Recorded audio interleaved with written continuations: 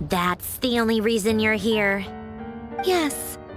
I've thought a lot about it, and I've realized that you, me, and Arlecchino should be friends. I think this is very important, so I felt I had to come and tell you. Well, this is a new one.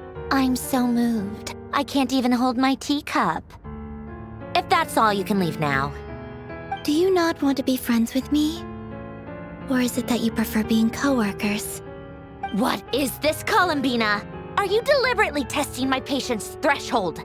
Right now, my politeness module is active, but if you say another word, I swear I'll shut it down. If your politeness module was active, wouldn't you say the word please at some point?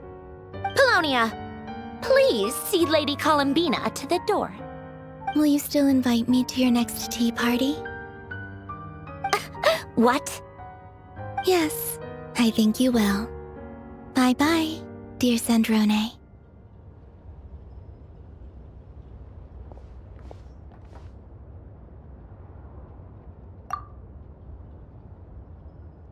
Last time, the Wild Hunt escorted you out.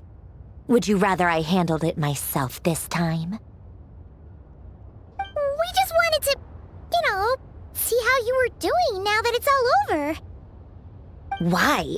Out of concern for my safety? I hope you didn't seriously think that the Rayhir of Silnari would be able to lay so much as a finger upon me, given how prepared I was. Mostly because you kind of helped us out, so we just wanted to check you were okay. Looks like all your robots are fixed, huh? Oh, don't you worry about that. Tea time is already a write-off. The visitor before you managed to kill my appetite. If you're in the mood for tea, go ahead and help yourself. Otherwise, it's going to waste. My coasters are still missing in action, though. Use this notebook instead. Whoa! Pretty hefty notebook. Look at all those calculations. You can ignore those. They're just dumb scribblings. I doodle and write in my free time. Sometimes I remember the distant, dreamlike past. Sometimes I imagine the far-flung future. And other times, I grit my teeth and note down all the crazy nonsense going on in the present. Some people do the crosswords in the newspaper. This is my equivalent of that. Trying to predict the future is like daydreaming, and writing about the present just makes me furious. The past is my favorite. If nothing else, it's already set in stone, so I don't have to rack my brains trying to figure it all out. Huh. Although, having said that, the only vaguely interesting memory in my past is probably that guy they call Lord Artificer. Who else? Pretty much all the mecha and Fontaine are his personal handiwork. Wait, are you saying you know him? Like, personally? As a friend? I mean, I guess we were friendly enough.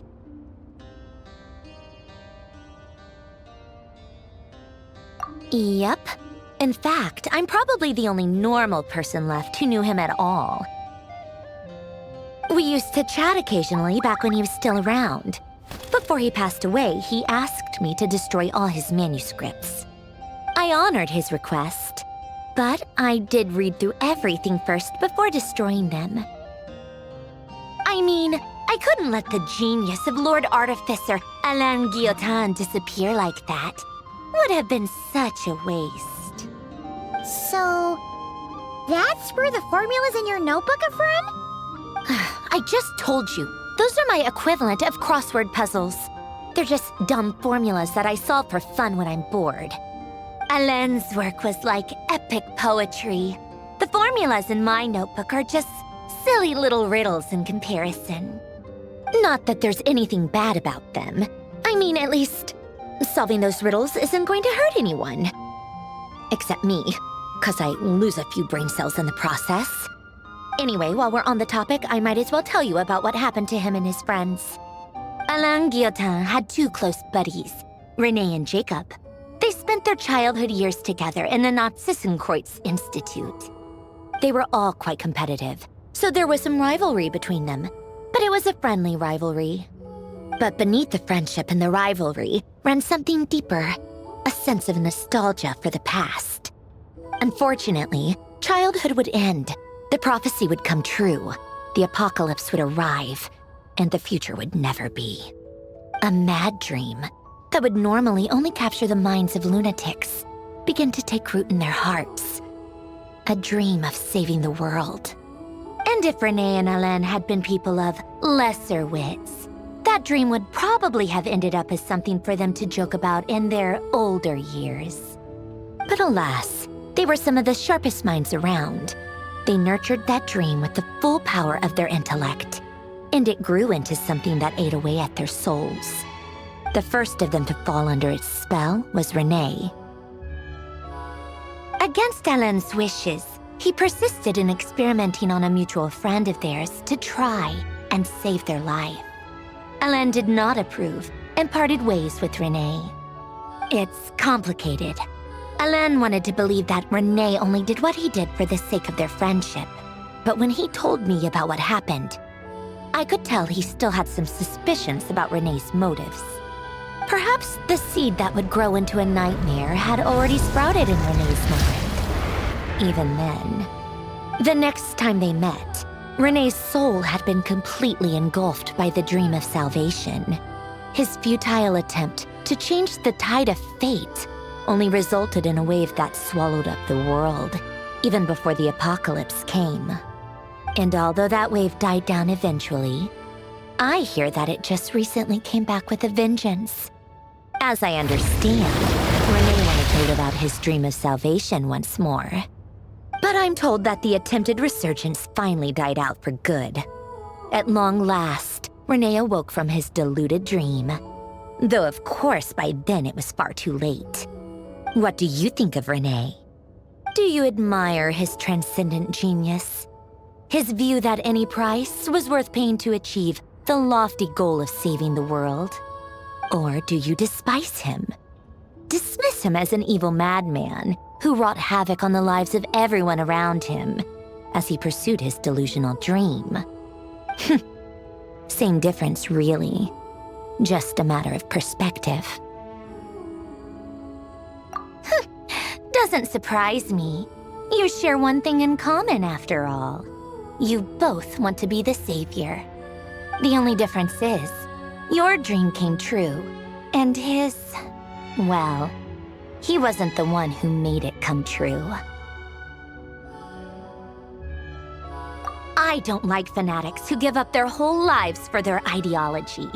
Nor do I like fools who let their delusions take control. Maybe I could understand if Renee had just been an ordinary person. But he had a sage-like intellect, and still managed to get himself lost in a labyrinth of his own desires. Anyway, that's enough about Renee. Now, moving on to Alain Guillotin, the Lord Artificer. He managed to put a stop to the first storm whipped up by Renee. But after that, Alain lost his friends and family. To his credit, I suppose, the loss of his family and friends was purely a tragic accident. It's not like Alain sacrificed them for his cause or anything. After that, the only thing supporting his work was the same dream that had dragged his closest friend down to the abyss. But although the desire to save Fontaine drove him to found the Fontaine Research Institute, Alain continued to reject any form of transcendental knowledge or power. He was suspicious and fearful of it, having seen the way it had affected his closest friend.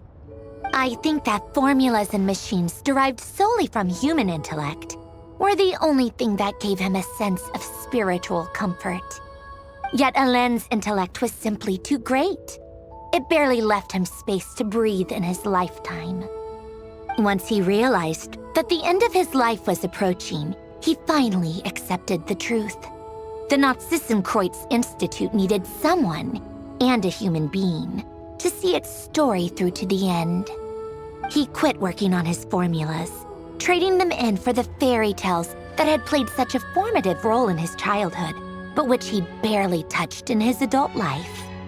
He told me that the director of the Nazissenkreuz Institute used to read those fairy tales to the children as bedtime stories.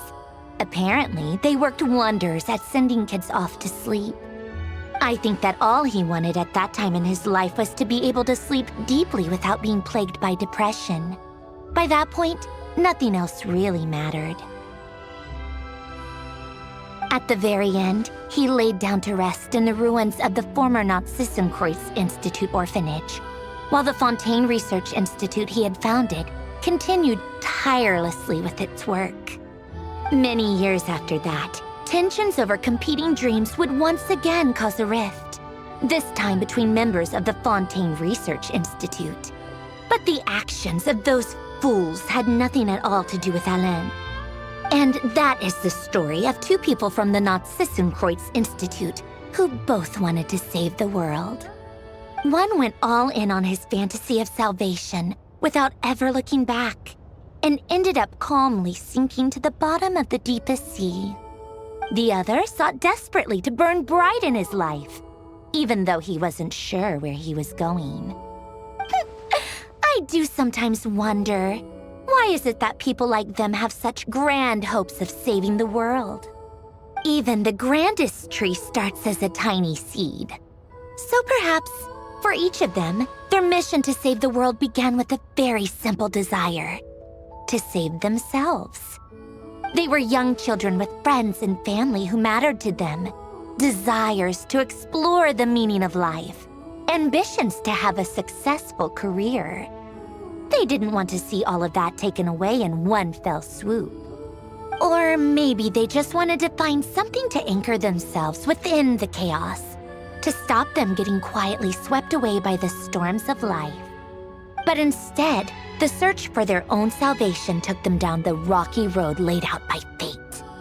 Do you think the desire to save oneself is enough of a justification to try and save the world? The way you said that sounded just like Alain. I asked him the same question back when he was in his prime, putting all of his energy into his work. He gave the exact same answer as you did. No elaboration, just a quick short answer before getting right back to his work. He was always that way. All right, tea time's over. I owe Arlecchino a favor for telling me these stories. I'll have to bring a whole sack of gifts the next time I visit the House of the Hearth. I'm gonna go tinker with Polonia now. You guys can do whatever you want, as long as it doesn't involve interrupting me. Polonia, exit hibernation mode. Begin diagnostics.